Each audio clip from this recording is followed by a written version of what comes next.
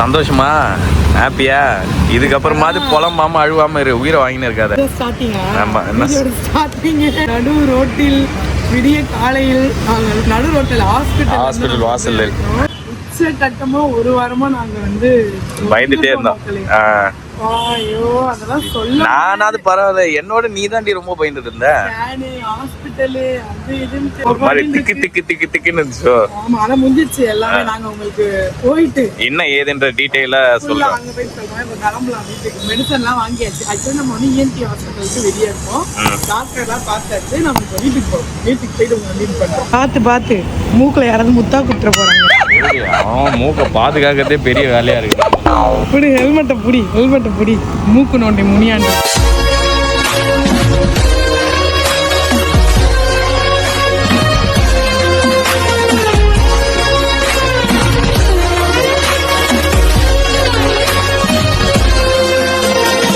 Okay மக்களே, நம்ம வந்து வீட்டுக்கு வந்தாச்சு. டைம் பார்த்தீங்கன்னா கரெக்டாக 12 o'clock ஆகுது. மார்னிங் நம்ம வந்து எத்தனை மணிக்கு 7 o'clock போனோம். 7 o'clock கிளம்பணும் வீட்டுல இருந்து. பட் ஓகே, இவ்வளவு சீக்கிரம் வந்ததே எங்களுக்கு வந்து ஹாப்பி தான். நிம்மதி பெருமூச்சு வந்து இப்பதான் வாங்க முடிஞ்சுது எங்களுக்கு. நாங்க உங்களுக்கு ஃபுல்லா சொல்றோம் என்ன நடந்துச்சு. ஒரு வாரமா அப்பா சொல்ல முடியாத அளவுக்கு ப்ரெஷர் இருந்தது. அதை உங்களுக்கு நாங்க வந்து சொல்றோம். எங்க வீட்டுல டிராப் பண்ணிட்டு சருக்கு வந்து அப்படியே போயிடுச்சு. குட்டி சருக்கு ஸ்கூல்ல வந்து கூட்டு வரேன். ஏன்னா மார்னிங்கே லக்கி வந்து அவங்க சித்தப்பா கூட தான், கேஜோ சித்தப்பா கூட தான் ஸ்கூலுக்கே போனாங்க. 7 o'clock அவங்களுக்கு ஸ்கூல் யூனிஃபார்ம் எல்லாம் போட்டுட்டு கிளப்பி அவங்க சித்தப்பா கூட அமைச்சுக்க, அவங்க சித்தி அவங்களுக்கு சாப்பாடு எல்லாம் ஊட்டி ஸ்நாக்ஸ் எல்லாம் ரெடி பண்ணி ஸ்கூல்ல கூட்டு போய் 2 பேரும் டிராப் பண்ணிட்டாங்க. ஒழுங்கா லக்கி நான் அப்படியே லீவ் போட்டு தான் சொன்னேன். ஆனா கூட நம்ம ஹாஸ்பிட்டல்ல வச்சுக்க முடியாது. ஸோ அவங்க சித்தி கிட்ட கொடுத்துடலாம்னு யோசிச்சோம். ஆனா லக்கி வந்து இல்ல வீட்டுல தான் எனக்கு போரிங், வந்து ஸ்கூலுக்கே போறேன்னு சொல்லிட்டு போயிடுச்சு. ஹாஸ்பிட்டல் லேட் ஆயிடுச்சுன்னா கேஷவே பிக்கப் பண்ணிக்கிறேன்னு தான் சொன்னாங்க. ஆனா நம்ம வந்துட்டோம், அதனால நம்மளே போய் கூப்பிட்டுக்கலாம்னு சொல்லிட்டு சருக்கு போயிருக்கு. லக்கி வரதுக்குள்ள நம்ம வந்து உணவு ரெடி பண்ண போறோம். இன்னைக்கு லஞ்ச் வந்து நம்ம தான் சமைக்க போறோம். லஞ்ச் சமைக்கிற அளவுக்கு நீங்க பெரிய லைட்டிங்லாம் சொல்லிட்டு நீங்க கேட்கலாம்.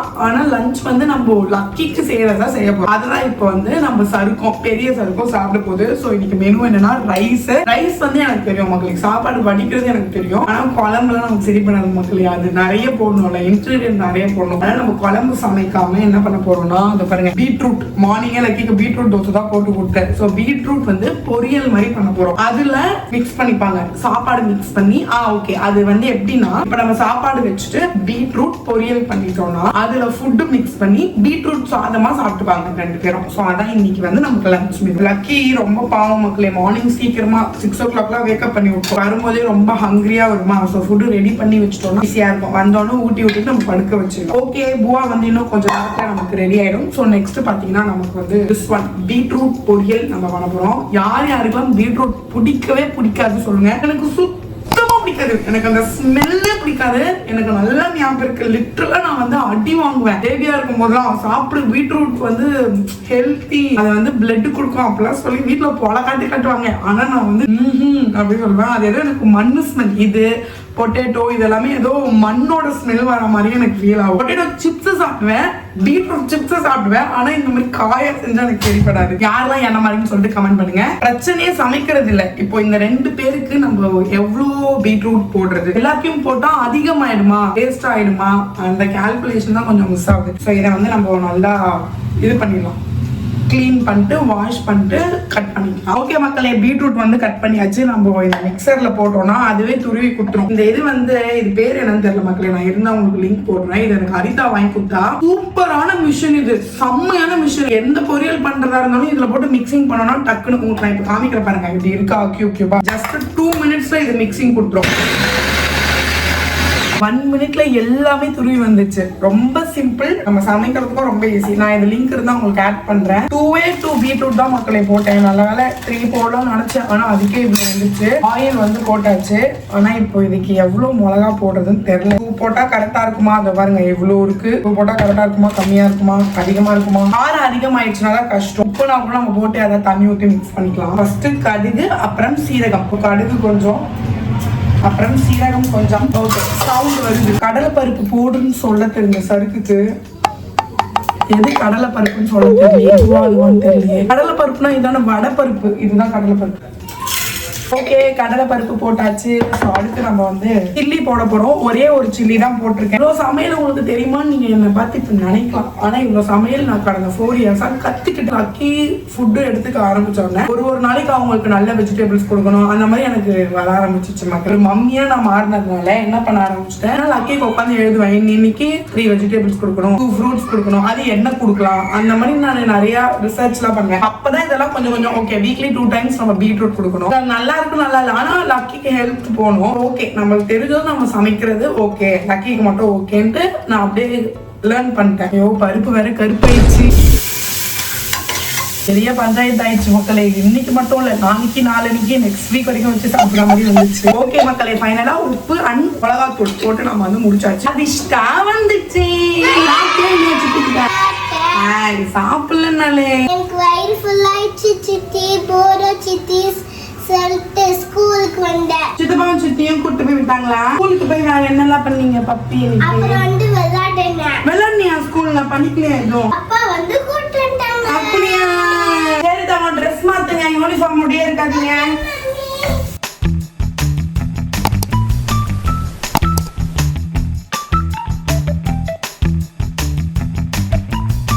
ஓகே மக்களே, ஃபைனலா நம்ம வந்து வந்தாச்சு. பூவாலாம் சாப்பிட்டு என் பீட்ரூட்லாம் சாப்பிட்டு மூக்குல பாலத்தை போட்டு ஓட்டைய போட்டு. அப்படி சொல்லாதடி, ஏற்கனவே நான் கத்தாத, பொறுமையா பேசு. ஓகே மக்களே, ஆக்சுவலா இது வந்து கம்ப்ளீட்டா இப்ப நாங்க சொல்ல போற விஷயம் வந்து ஒரு அவேர்னஸ் காண்டி தான் உங்ககிட்ட நாங்க ஷேர் பண்றோம். மேபி யாருக்காவது இந்த மாதிரி வந்துச்சுன்னா நீங்க பயப்படாதீங்க. பயந்துதான் மக்களே ஆகணும். அது திடீர்னு நடக்கிறப்போ கண்டிப்பா பயந்துதான் ஆகணும். அதை டிலே தான் பண்ணக்கூடாது. ஆமா, வருதே அப்புறமேட்டு கொஞ்ச நாள் கழிச்சு பாத்துக்கலாம், என்ன அதுன்ற வெயிட் பண்ணலாம் அப்படிலாம் நினைக்காம பட்டுன்னு ஹாஸ்பிட்டல் இறங்கணும். பாருங்க, சோ ஃபர்ஸ்ட் நாங்க ஸ்டார்டிங்ல இருந்து உங்களுக்கு சொல்றோம். முதல்ல என்ன ஆச்சு, என்ன புலம்பிட்டு இருக்கீங்க, திடீர்னு பார்த்தா புரியாது உங்களுக்கு, திடீர்னு பார்த்தா ஹாஸ்பிட்டலுக்கு வெளியே நிக்கிறீங்க அப்படின்னு நினைக்கலாம். சோ ஃபர்ஸ்ட் வந்து என்ன ஆச்சு அப்படின்னா, சுமார் ஒரு வாரத்துக்கு முன்பு மார்னிங் சருக்கு என்ன பண்ணுச்சு, லக்கியை விட்டுட்டு வீட்டுக்கு வந்துச்சா. வீட்டுக்கு வந்துட்டு ஃபேஸ் வாஷ் பண்றதுக்கு போயிடுச்சு ரெஸ்ட் ரூம்குள்ள. ஆக்சுவலா என்னன்னா, கதவு திறந்து உள்ள வந்தேன், ஏய் ரெடி ஆயிட்டியா, சரி நான் போய் ஃபேஸ் வாஷ் போறதா எங்க பிளான் இருந்தது, ஏதோ ஷூட் பண்றது ஏதோ பிளான். சருக்கு லக்கி விட்டுட்டு வந்துச்சு, ரெஸ்ட் ரூமுக்கு போயிடுச்சு. நான் உட்காந்துருக்கேன், வந்து ஸ்பீடா ரத்தம் வருது. எங்க இருந்து ரத்தம் வருதுன்னா மூக்குல இருந்து. மக்களே கரெக்டா இந்த சைடு லெஃப்ட் சைடு நாசல் உள்ள இருந்து வெளிய வந்துச்சு. முன்னாடி 2 டேஸ் வந்து சருக்கு கோல்ட் மக்களே, ஹெவி கோல்டா இருந்துட்டு இருந்தது. ஆனா பிளட் எப்படின்னா நம்ம லைட்டாலாம் வரல, அப்படியே. இப்போ நமக்கு ஒரு அடி பட்டதுன்னா பிளட் ப்ளீட் ஆகும் தெரியுமா, பட்டுன்னு டிராப்ஸ் மாதிரி, அந்த மாதிரி மூக்குல இருந்து சர்ன்னு வர ஆரம்பிச்சிச்சு. ஒரு நிமிஷம் அப்படியே தலகாலெல்லாம் புரியல, என்னடாச்சு. ஆனா நான் நல்லா கான்ஷியஸா இருக்கேன், எந்த ஒரு இதெல்லாம் கிடையாது. ஆனா பிளட் மட்டும் வந்துட்டே இருக்கு. பிளட்னால நமக்கு என்ன தெரியும், ஒண்ணுமே புரியல. ஏன்னா மூக்குல எல்லாம் அங்க பிளட் கேள்விப்பட்டதே இல்ல. சரக்குக்குமே அது நியூ தான். ஓகே, வேலைக்காவது ஹாஸ்பிட்டல் போலான்னு சொல்லிட்டு என்ன பண்ணிட்டோம், லக்கிய கூப்பிட்டு வீடு பக்கத்துல ஒரு ஹாஸ்பிட்டல், ENT ஹாஸ்பிட்டல் இருக்குன்னு சரின்னு சொல்லிட்டு அங்க போயிட்டோம் மக்களே.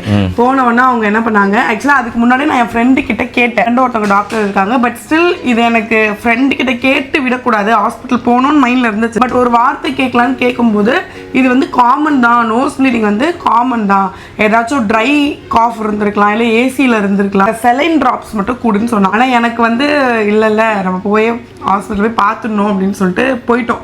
உடனே நின்றுடுச்சுன்னா பயம் இல்லை, கண்டினியூஸா. இவனுக்கு என்னன்னா ஒரு வாட்டி பண்ணும்போது நிறைய வந்திருக்கு, அதுக்கப்புறம் கண்டினியூ ப்ளீடிங்லாம் இல்லை. அப்படி இருந்தா ஒண்ணுமே இல்லைன்னு தான் அவன் சொன்னான். ஆனா எங்களுக்கு ரொம்ப பயம் ஆயிடுச்சுன்னா நாங்க ENT கிட்ட போயிட்டோம். வேற ஏதாவது நடந்து வருதோ அப்படி எல்லாம் பயம் ஆயிடுச்சு. போன உடனே அவங்க இது ஒரு விஷயமே கிடையாது அப்படின்ற மாதிரி சொல்றாங்க. அவங்க ஃபர்ஸ்ட் எல்லா செக்கப்பையும் பண்ணிட்டு இந்த மாதிரி ஸ்கேன் எடுங்க, ஒரு இது விட்டு பார்த்தாங்க மக்களே. பார்த்துட்டு இவ்வளவு பெரிய பைப்பை தூக்கி சொரிட்டாங்க.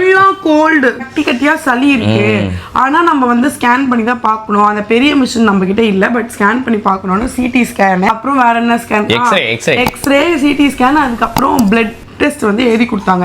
பயப்படாதீங்க, உங்களுக்கு தான் இது புதுசு. நான் இந்த நாள்ல இவ்வளவு நாளே எப்படியோ 30 கேஸ் கிட்ட பார்த்துட்டேன் இந்த மந்த் மட்டுமே, நோஸ் ப்ளீடிங் இருக்குன்னு பயப்படாதீங்கன்னு சொல்லி டேப்லெட்ஸ் எல்லாம் எழுதி கொடுத்துட்டாங்க. எப்போனா இது காலையில 11:30 முடிஞ்சிச்சு மக்களே.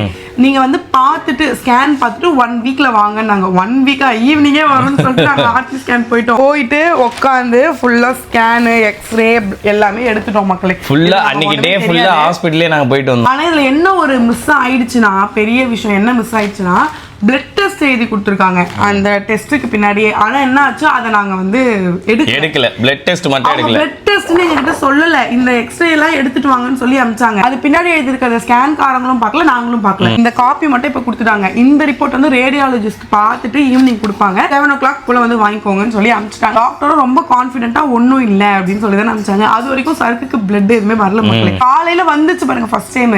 செகண்ட் டைம் லக்கிய ஸ்கூல்ல இருந்து கூட்டிட்டு வந்துட்டோம்.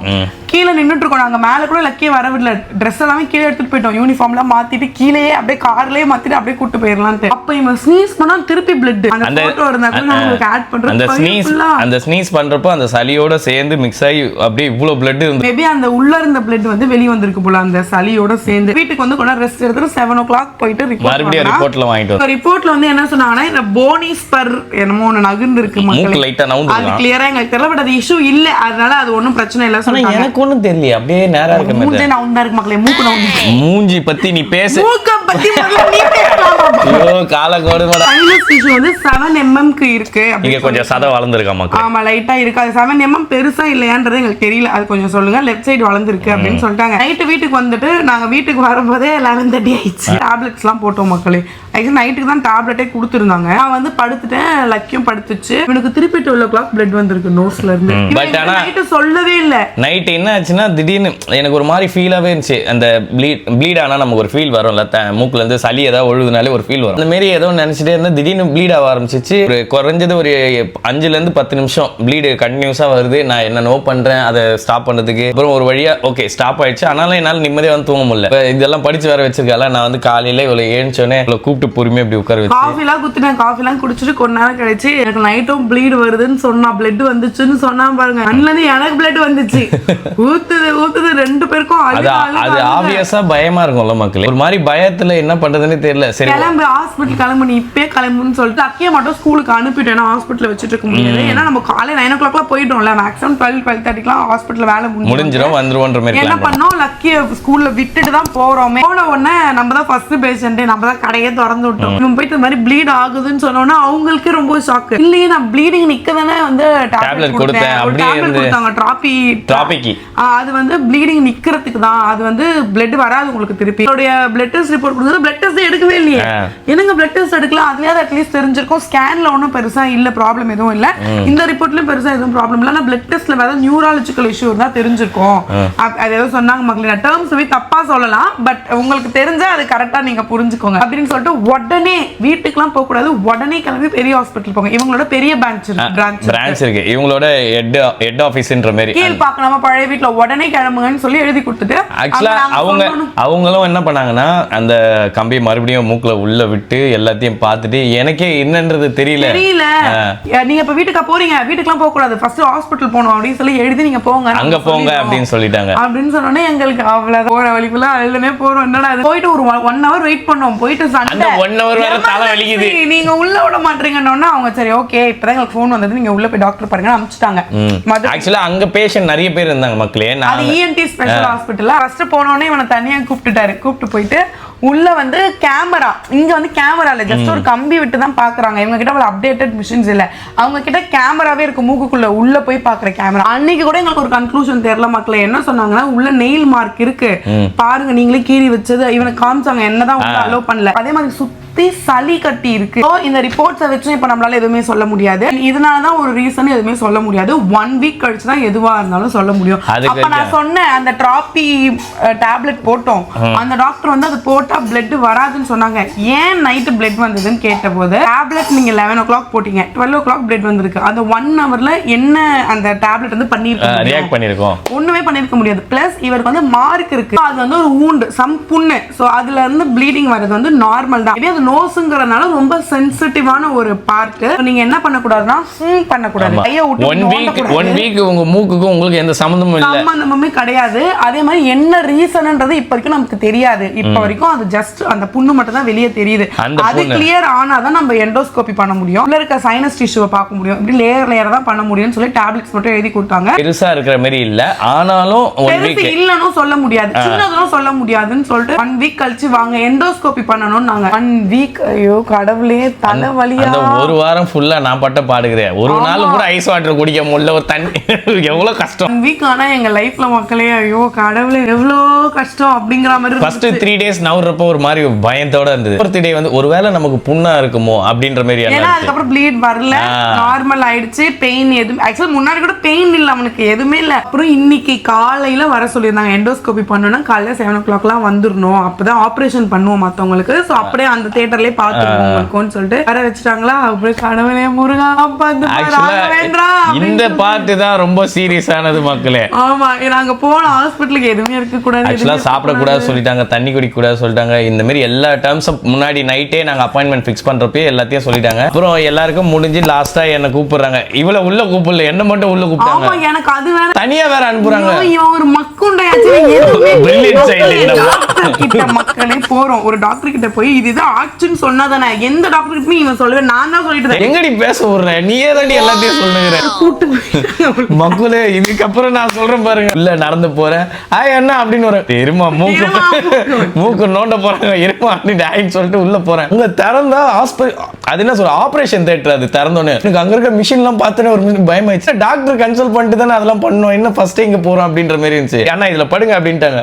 ஏமா எது வந்தாலும் கொஞ்சம் சொல்லுங்கம்மா, நான் கொஞ்சம் ப்ரிப்பேர்ட் ஆயிருவேன், அதுக்கப்புறம் எது வேணா பாத்துக்கலாம். இல்ல ஒன்னும் இல்ல நீங்க சும்மா படுங்க அப்படின்னாங்க. நான் படுக்க போட்டு ஒரு கிரீன் கலர் துணி எடுத்து போட்டு மூக்கு மட்டும் வெளியே தெரியுற மாதிரி வச்சிட்டாங்க. அதுக்கப்புறம் தான் பயமே வந்துச்சு. 3 டாக்டர் 2 நர்ஸ் ஒரு மாதிரி ஆபரேஷனே அப்படியே கட் பண்ணி உள்ள சொருகிடுவாங்கன்ற மாதிரி அந்த மாதிரி ஒரு ஃபீல் இருந்தது. பெரிய கம்பி மக்கள் எடுத்து உள்ள மறுபடியும் சொருகிட்டாங்க. அதுலதான் மக்களே உண்மை தெரிஞ்சது. இப்ப நம்ம எல்லாருக்குமே மூக்குக்குள்ள பபிள்ஸ் மாதிரி கட்டி ஃபார்ம் ஆகுமா, ஆனா தலைவனுக்கு நோஸ்குள்ள இருக்க டிஷ்யூ மேல நர்வ்ஸ் மேல வந்துட்டு அந்த கட்டி அந்த ஸ்கின் வந்து ரொம்ப சென்சிட்டிவ். அந்த ஸ்கின் மேல அந்த கட்டி ஃபார்ம் ஆயிடும். இது வந்து நம்ம எல்லாரும் இப்ப எனக்கு இருக்கும் உங்களுக்கு இருக்கும் எல்லாருக்குமே உள்ள இருக்கும் குட்டி குட்டியா.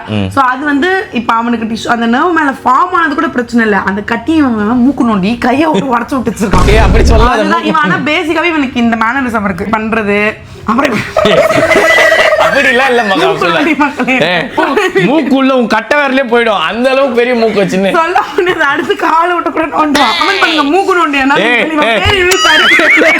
என்ன சொன்னாங்கன்றத கம்ப்ளீட் பண்ணிடுறேன். பார்த்தா மூக்கு நோண்டி இப்படி நோண்டி விட்டு சொல்லாதடி. மூக்குள்ள ஃபுல்லா அந்த கம்பியை விட்டு பார்த்துட்டு உள்ள எந்த ஒரு பிரச்சனையுமே இல்ல, இதுதான் ப்ராப்ளம் அப்படின்ட்டு அந்த எனக்கு எங்க ப்ளீட் ஆச்சோ அந்த இடத்துல ஒரு சின்ன டிஷ்யூ, அந்த இடத்துல வந்து ஒரு கெமிக்கல் போட்டு ஃபுல்லா தொடச்சிட்டு டிஷ்யூ வச்சு சீல் பண்ணிட்டாங்க. சீல் பண்ணது இல்லாம இதுக்கு மேல பாக்டீரியா எதுவுமே அஃபெக்ட் ஆகக்கூடாது அப்படின்ற மாதிரி ஒரு கெமிக்கல் உள்ள ஃபுல்லா தடவிட்டாங்க. இந்த கெமிக்கல் என்ன பண்ணுச்சு, மூக்கு ஃபுல்லா புண்ணாயிடுச்சு. இப்பயாவது பேசுறான், மதியானம் பேசவே இல்லை. வந்திருந்து அப்படியே மயக்கமா இருக்கு, எனக்கு என்னால முடியலன்னு படுத்துட்டே தான் இருந்துட்டு இருந்தா. அது பார்க்கும்போது தெரிஞ்சது ஃபுல்லா ஒரு மாதிரி ஒயிட் கலர்ல லேயர் ஃபார்ம் ஆகி அது அந்த மூக்கை எப்படி தூக்கி இப்பயே நூல் போட்டு மூக்கை இப்படி தூக்கி, நூல் இல்ல ஒரு கம்பி மாதிரி இவ்வளவு பஞ்சு அமுச்சு விட்டு 20 நிமிஷம் கழிச்சு வாங்கன்னு இவனை வெளியே அமுச்சுட்டான். இந்த கெமிக்கல் ஒன்று சொல்றேன்ல, அந்த கெமிக்கல் ஒன்று யூஸ் பண்ணக்கப்புறம் ஃபுல்லா உள்ள பஸ்ட் ஆயிடுச்சு. பஸ்ட் ஆனதுல தும்புனா ப்ளீட் ஆயிடும். தும்புனா ப்ளீட் ஆயிடும். தும்பாம இருக்க முடியல, வெடவெடப்பு ஆயிடுச்சு எனக்கு அந்த டைம்ல. அப்படியே அதை கண்ட்ரோல் பண்ணி ஒரு வழியா தும்பாம கண்ட்ரோல் பண்ணிட்டேன். 20 மினிட்ஸ் கழிச்சு டாக்டர் வெளியே வந்துட்டாங்க. ஏன்னா எல்லா பேஷண்ட்ஸும் போயிட்டாங்க. ஆனா வெளியே வந்துட்டு இவன் நாங்க உட்கார்ந்து ரிசப்ஷன்லயே வந்து அவங்க இதுவை மட்டும் எடுத்தாங்க. வந்து க்ளீன் பண்ணிட்டு ஒன்னும் இல்ல எல்லாமே ஓகே நார்மல் ஆயிடுச்சு, நீங்க பயப்படுற அளவுக்கு இது ஒண்ணுமே இல்ல, பிளட் வர வாய்ப்புகள் இருக்கு. சோ பயப்பட வேண்டாம், பிளட் வந்து ஜஸ்ட் இப்படி பண்ணிக்கோங்க. 95% வந்து இது யாருக்கும் இந்த மாதிரி பண்ணதுக்கு அப்புறம் வராது. 5% மேபி வரலாம், வந்துச்சுன்னா வாங்க ஹாஸ்பிடல். டேப்லெட்ஸ் மட்டும் கொஞ்சம் எழுதி கொடுத்துட்டு நாசல் டிராப்ஸ் முன்னாடில இருந்து எனக்கு நாசல் டிராப்ஸ் போட சொன்னாங்க மக்களே. 3 வேளை நான் போட்டு விட்டுட்டு தான் இருந்துட்டு. அப்புறம் நான் சைனஸ்க்கு கேட்டேன், இதுக்கு என்னன்னா ஒன்னும் இல்ல, இது ரொம்ப மினிமலா தான் இருக்கு, இதால ஏதாவது பிரச்சனைனா தான் நம்ம பயப்படணும். ஆனா அவருக்கு ஏதாவது கோல்ட் எல்லாம் எதுவும் வந்தது இல்லன்னு சொல்றீங்களா, சோ அதை அப்படியே விட்டுருங்க பாத்துக்கலாம்னு சொல்லிட்டு. பிரீத்திங் ஏதாவது இஷ்யூ இருக்கானே? எதுவுமே இல்ல டாக்டர், எல்லாம் ஓகே தான். அப்ப இதுக்கு பயப்பட வேணாம், அப்ப நீங்க ஃபீல் பண்ணாதீங்க. இதனால தான் உங்களுக்கு ப்ளீட் ஆச்சு, அதனால பயப்பட வேணாம். அதுவும் இப்ப சரி பண்ணியாச்சு. இந்த டேப்லெட்லாம் இப்ப எடுத்துக்கங்க. இன்னொரு 1 வீக் அப்புறம் மறுபடியும் செக்அப் வாங்க, அப்ப எப்படி இருக்கு அப்படின்னு பார்க்கலாம். இப்போ இவனுக்கு என்ன சொல்றா, மூக்கு ஃபுல்லா மூக்கு நோண்டுறீங்க இல்லையா, இதெல்லாம் அவங்க எல்லாம் சொல்லவே இல்லடி. இப்ப வந்து இப்படி எல்லாம் நீயே சொல்லுகிற பக்கு ஃபார்ம் ஆகும். அப்ப கூட நீங்க வழக்கம் போல டெய்லி நோண்டுவீங்க. ஏய் சும்மா ரெடி போடுங்க. மக்களே நிஜமா இப்படி சிரிச்சே 1.5 வாரம் மேல ஆகுது. சீரியஸ் மக்களே இவன் மூக்கு நோண்டினதால செலவு கூட நான் விட்டுருவேன். ஒரு வாரம் ஹாஸ்பிட்டல் நான் மூக்கே நோண்டல. ஆக்சுவலா இப்ப என்ன சொல்லியாங்க, நெக்ஸ்ட் வீக் நான் போகணும் மறுபடியும் செக்கப்புக்கு. அப்பதான் எனக்கு இன்னும் என்ன ஏதுன்னு. ஓகே மக்களே, ஃபைனலா இன்னில இருந்து சறுக்கி மூக்கு நோண்டி என்று அழைக்கப்படலாம். எதுக்கு நம்ம உங்ககிட்ட ஷேர் பண்ணோம்னா, ஸோ இந்த மாதிரி உங்களுக்கு யாருக்காவது வந்திருக்கான்னு ஃபர்ஸ்ட் கமெண்ட் பண்ணுங்க. அப்படி இருந்து இப்போ இந்த சைனஸ் 7 மில்லிமீட்டர்ன்றது ஓகேவா, இந்த மாதிரி நீங்க ஃபேஸ் பண்ணியிருக்கீங்களா, இல்ல உங்களுக்கு இந்த மாதிரி ஏதாவது ஒன்று ஆச்சுன்னா ஸோ இது ஒரு ரீசனா இருக்கலாம். இப்போ உங்களுக்கு ஞாபகம் வரல இந்த மாதிரி நம்ம அங்கே பார்த்தோமே, ஒருவேளை அதுவா இருக்கலாமோ, ஸோ அப்படி ஒரு அவேர்னஸ்க்காகவே இதை நாங்கள் சொல்றோம் உங்ககிட்ட. ஓகே மக்களே, தட்ஸ் இட். உறங்கும் நேரம் அனைவருக்கும் வந்து விட்டது. ஸோ எஸ் வீடியோ பார்த்துருப்பீங்க. யூஸ்ஃபுல்லா இருந்ததுன்னா கண்டிப்பா யூஸ்ஃபுல் ஆக்கிக்கோங்க. நெக்ஸ்ட் மீட் பண்ணப்ப பாய் சொல்லிக்கலாமா? Bye.